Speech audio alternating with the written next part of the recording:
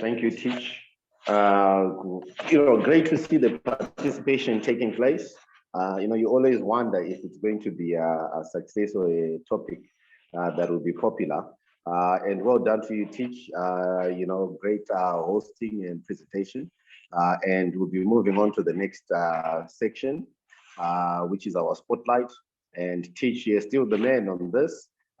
So you can get us started. I think this one will be an interesting topic, especially in the new world that we live in that has got COVID-19. So over to you, Teach, and well done to everyone for participation. Let's keep it up.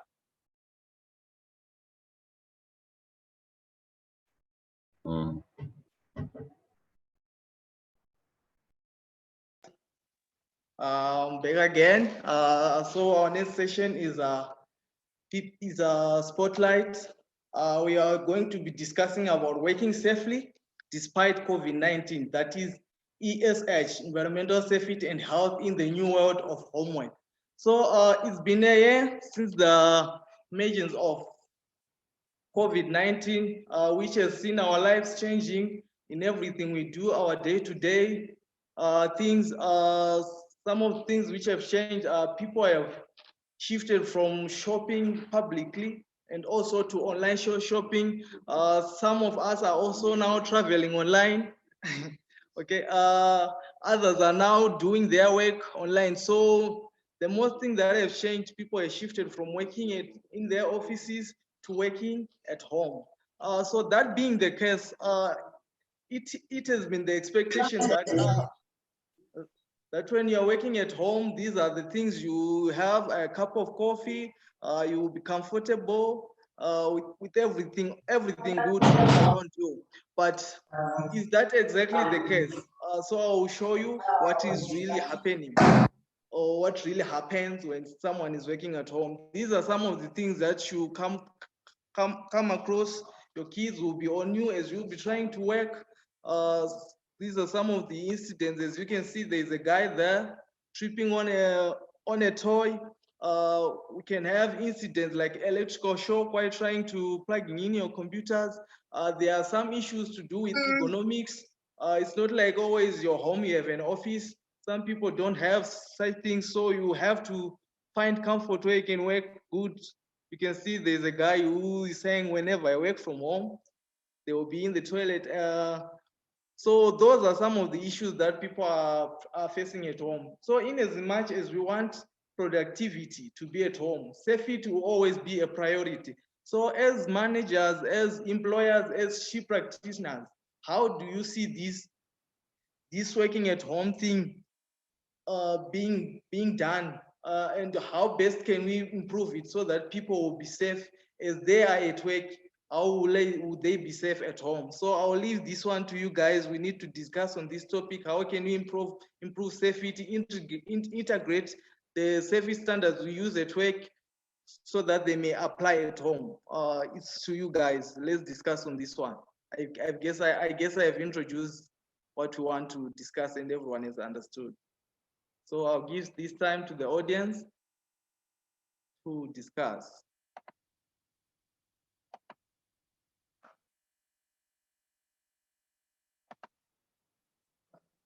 Yes, hello, Mr. Ranga. Yes, Tish, thank you for the opportunity to speak. One of the duties of a safety practitioner is to ensure zero harm. So to add on to your question, I would like to challenge those in practice, those safety practitioners, that how can we ensure there's zero harm? On the bottom left picture on the current slide, you can see a person suffering from electrical shock. Being a victim myself, a survivor, I would love to understand what can we do to prevent such incidents, a person getting shocked from home while doing our work. What have we done? It's been a year, it's been over a year in this pandemic, and we kind of do not see the light at the end of the tunnel. So as we are going to continue working from home, what can we do as safety practitioners to ensure that your employees are safe while they are working from home? Thank you.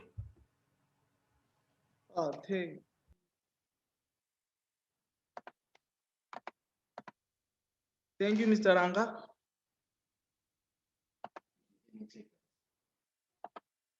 Thank you, Mr. Ranga.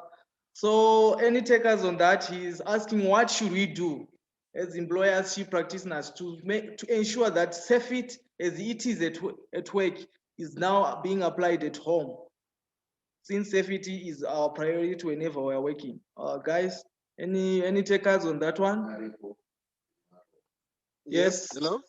Yes. Hello. It's Marwa again. Mhm. I really believe people generally they have a tendency of believing that their homes are safe all the time, because we always think we're at risk, especially when we're at work. But we've got this assumption that when we're at home, we are safe. But it's not necessarily so, because not always all the time that you're home, you're working. Now we are usually on the computer, maybe for a few hours. But if you're working from home, you probably spend most of your time on your computer, you see. And a lot of risk exposures are there, mostly psychological ones, mostly which are related to concentration, stress levels. Children might be disturbing you. There are other psychological factors that might influence your concentration and also your focus when you're at home.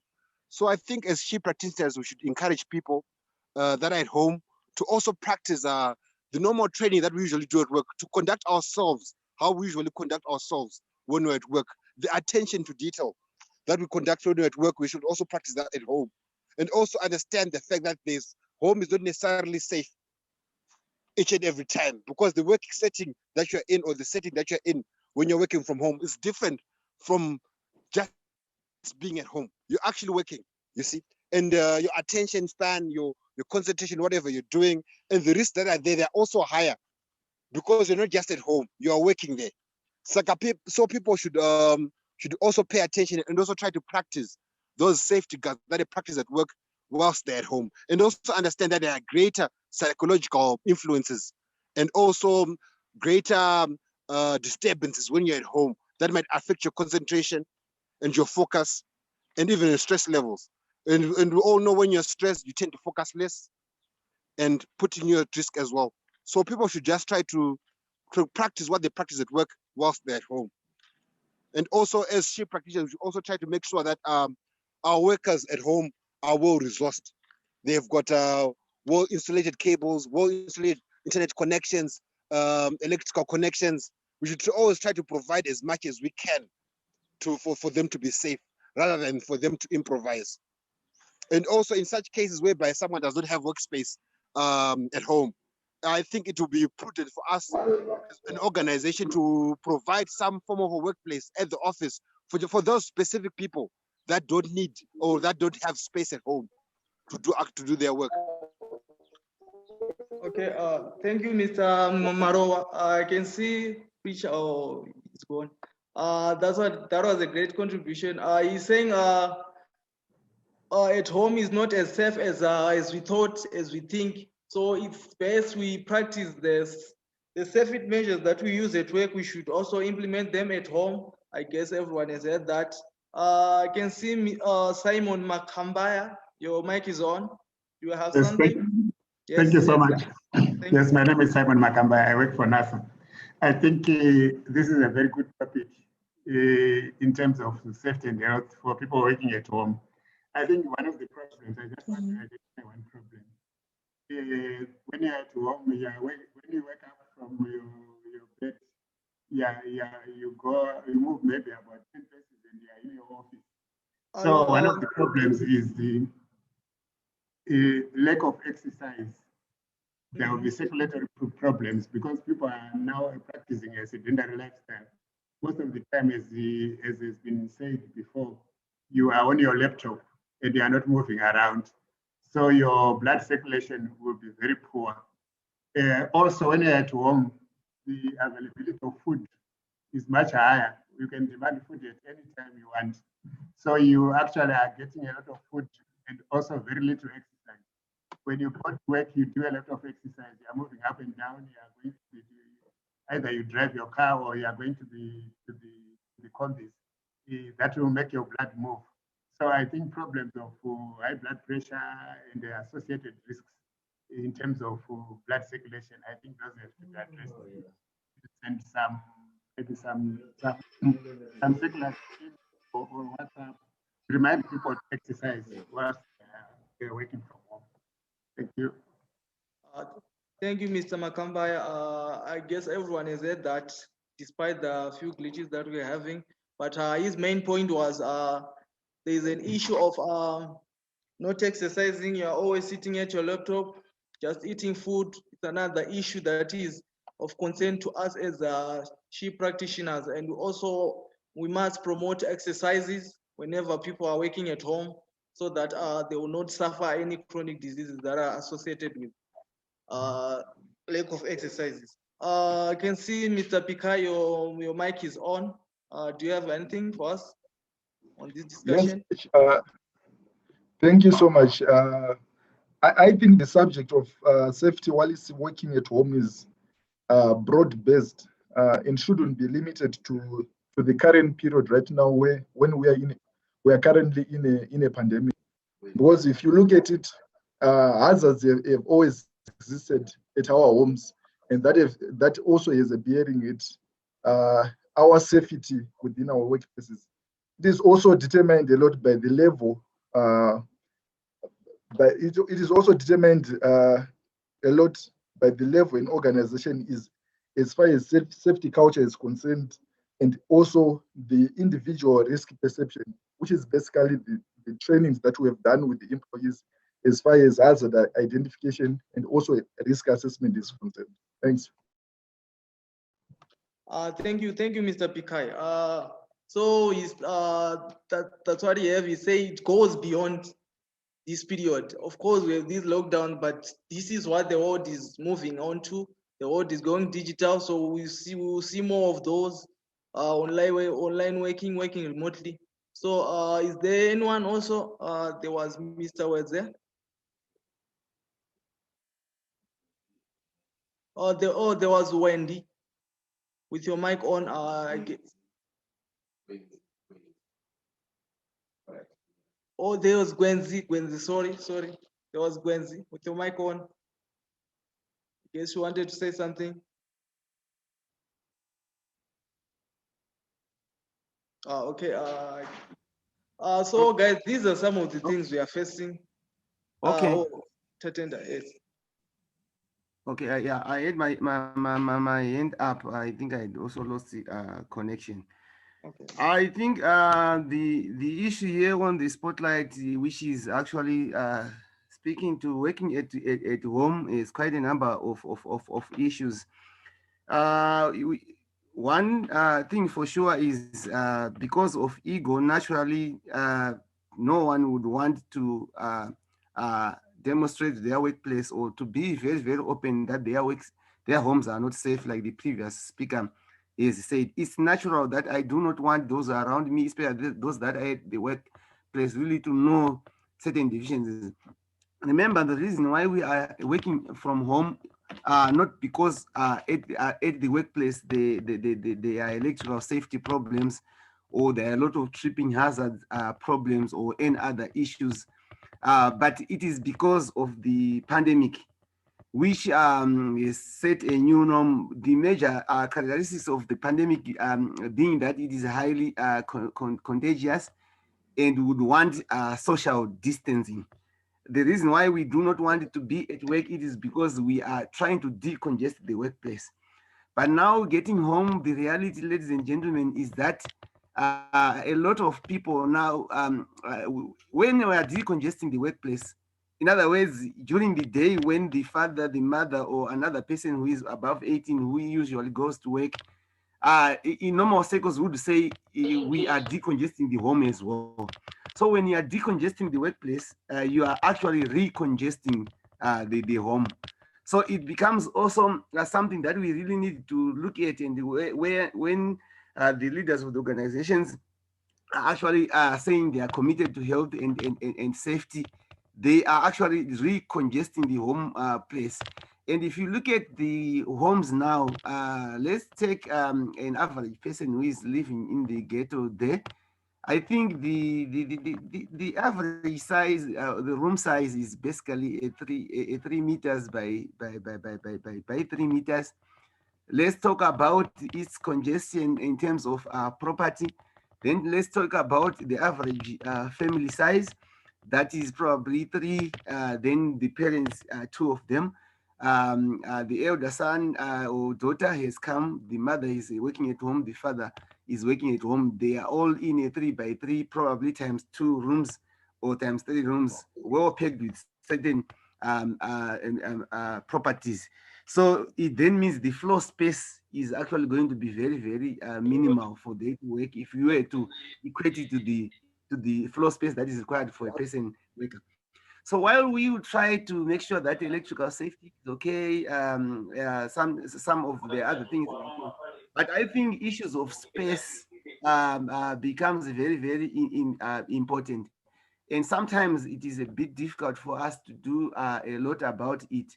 Issues of also wanting then to institute some decongestion home, it is also very difficult. We have to live in congestion working at home, but they tolerate each other because they know they are a family. So it means we need to then come up with other means or other resources such as the sanitization facilities, the education about it, issues of masking up, at least to make sure that they will try and reduce the risk while they are congested, because for sure decongesting homes is very difficult due to the limitations of space and due to the general tolerance people actually will have.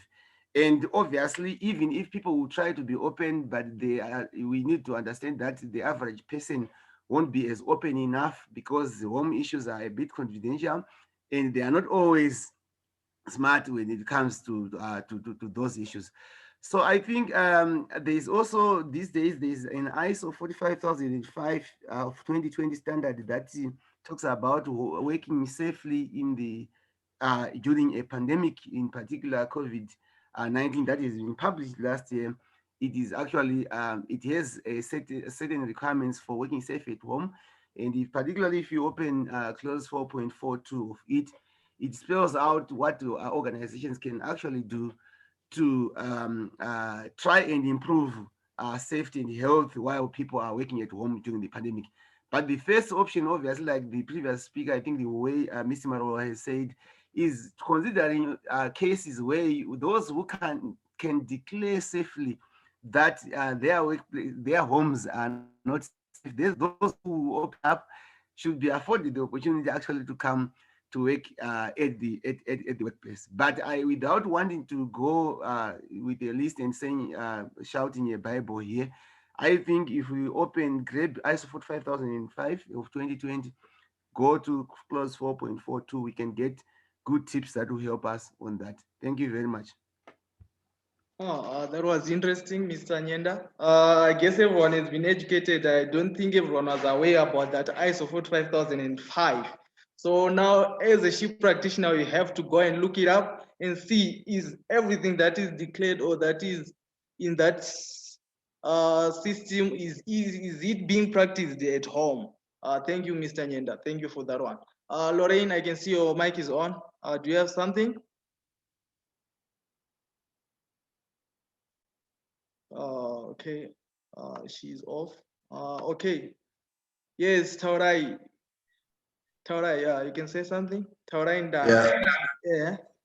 Thank you so much. I believe in this pandemic we are in.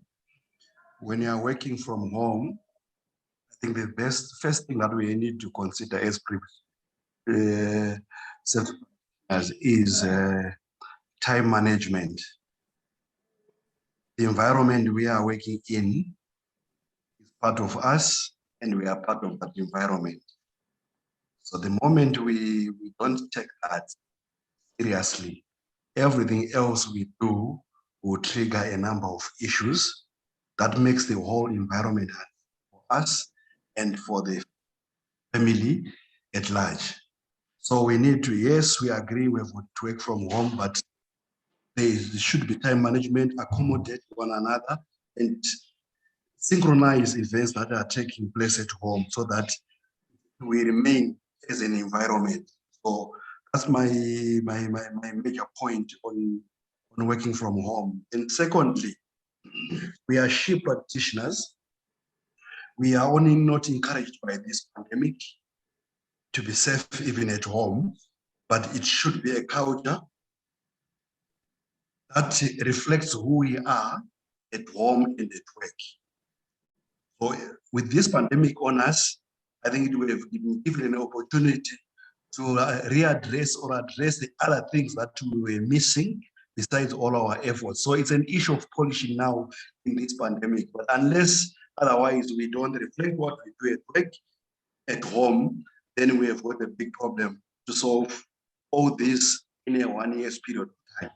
So when we are at home as a SHE practitioner, you influence community, the society, your family, also to take an example from you. For example, when you see things wrong at home, the easiest way that you would do to pick that thing, place it in the right place, communicate, and if the family adopts such an issue, a practice, then the home becomes the best place.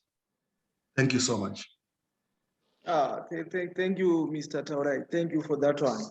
You're saying we should do what we do at work, we should do it at home and lead by example. That will make our homes a safe workplace for us. Mr. Fungai Mpunga, I can see your hand is up. Yes, thank you, Teach. Great contributions by everyone.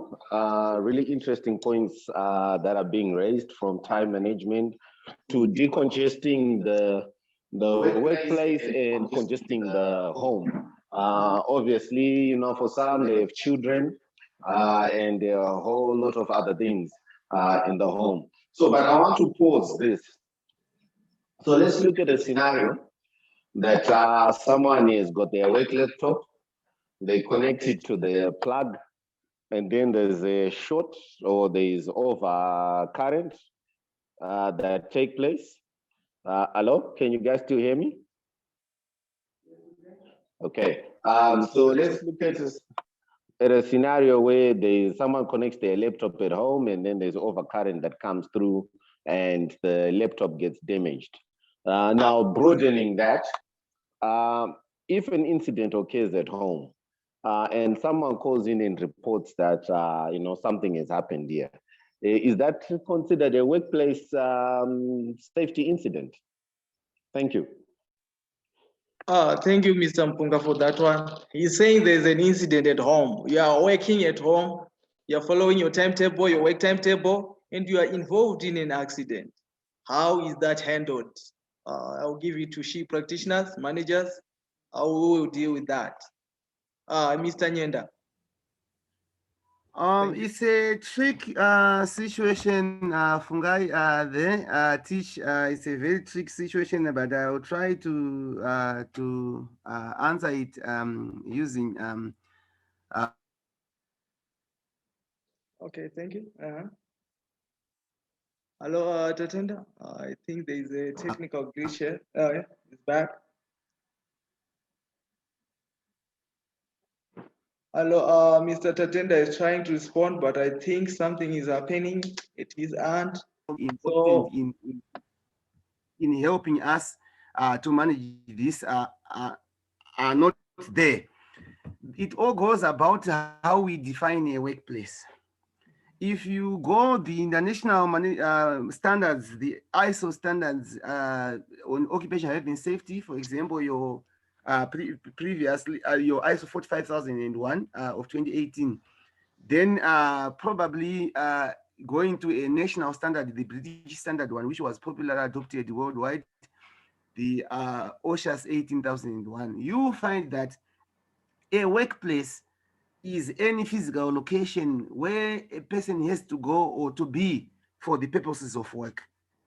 And it includes any arrangements, whether you are working at another premises, whether you are working, whether you are in transit or so. But the key question is where you have to be or where you need to go for the purposes of work. Now, the organization in trying to, in their open declaration that this is their mitigation measure to COVID, they are saying we are sanctioning work at home, which means the payroll is running and they know you are working at home. So your home becomes a physical location where you need to go and where you need to be for the purposes of work. And sometimes you are actually, an accident will actually happen when you are actually in a Zoom meeting with your top managers. You are actually at work. So there needs to be a paradigm shift, especially with respect to how we define workplace. We know our legislation is not very spot on when it comes to the definition of a workplace. I am glad NASA is here. We know standards, they try by all means to do that, but they may also have some limitations. But the ISO 45005 standard that I also talked about tries to rope in homes as the workplace. But even outside it, if you interpret it without that standard, where you need to be and where you are for the purposes of work, and it is known that you are working under the control of the organization, it becomes a workplace.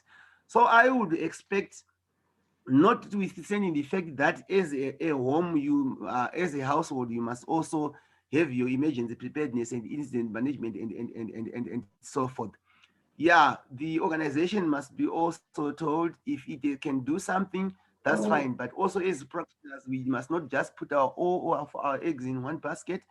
We need also to ensure that we also have our own plans for emergency preparedness, such as the communication with neighbors, such as always keeping numbers for emergency response teams, the ambulances, such as making sure that obviously we also have certain resources that will also help us to do that. But at the same time, organizations must also build capacity in their workers at home, at least to respond to emergencies. When they are called, they must also come in. If you ask me, even if it then calls even for you to come and doing some electrical inspections like Fungai has been asking, it is fine for me. Anticipating the risk that is associated today is part of risk assessment. You are trying to uncover the extent to which the home is safe or it is prone or vulnerable to emergencies, so that you also prepare in your offsite, while you are offsite, how you are supposed to probably also support those who are working at home in responding to emergencies. So it all goes about redefining or our understanding of workplace, where the legislation is limited, but the international standards to which we adopt and we superintend over as practitioners, they try by all means to be explicit on that. And it depends on how we actually interpret it correctly. Thank you very much.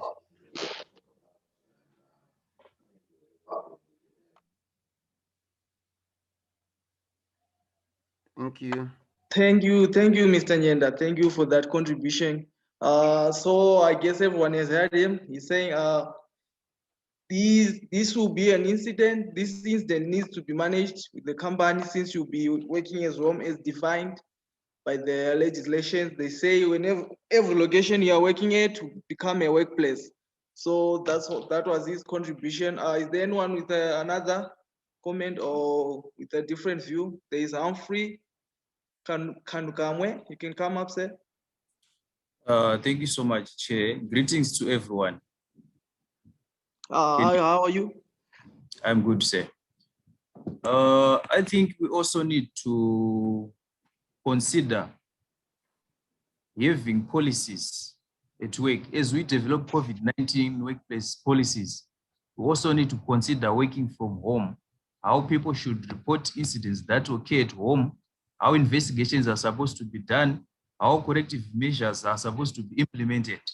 Because we have a lot of incidents that are occurring while people are working at home, but because there is no communication, no education was done, I think as practitioners, we need to improve on that, educate our employees that if an accident occurs at home, while in the course of doing work, as explained by the previous presenter, that is still work because you are doing, it's part of the job. So we need to come up with policies and procedures, and they have to be known by everyone in the organization. Say it's a she policy. It has to include those issues. Thank you. Thank you for that, Mr. Kankamwe. So I've realized on my research, as I was researching about these COVID-19 policies, so I've noticed that most companies, their most issue was about hygiene, social distance, and other things. They were not factoring these issues of working at home. That's when we come up with this topic. As you can see at our bottom right corner, there's that guy with a lot of sanitizers. Those are some of the things that we need to factor in our policies. As we will be working at home, of course, it's your home. But would that be fine to do when you are working at home? So thank you, guys. So it was a great discussion. So we are wrapping it up for our next session, the main thing for the day. And as of now, I'm now handing it over to Fungai Mupunga so that he can give us the main topic of the day. Thank you for everything. I'm out.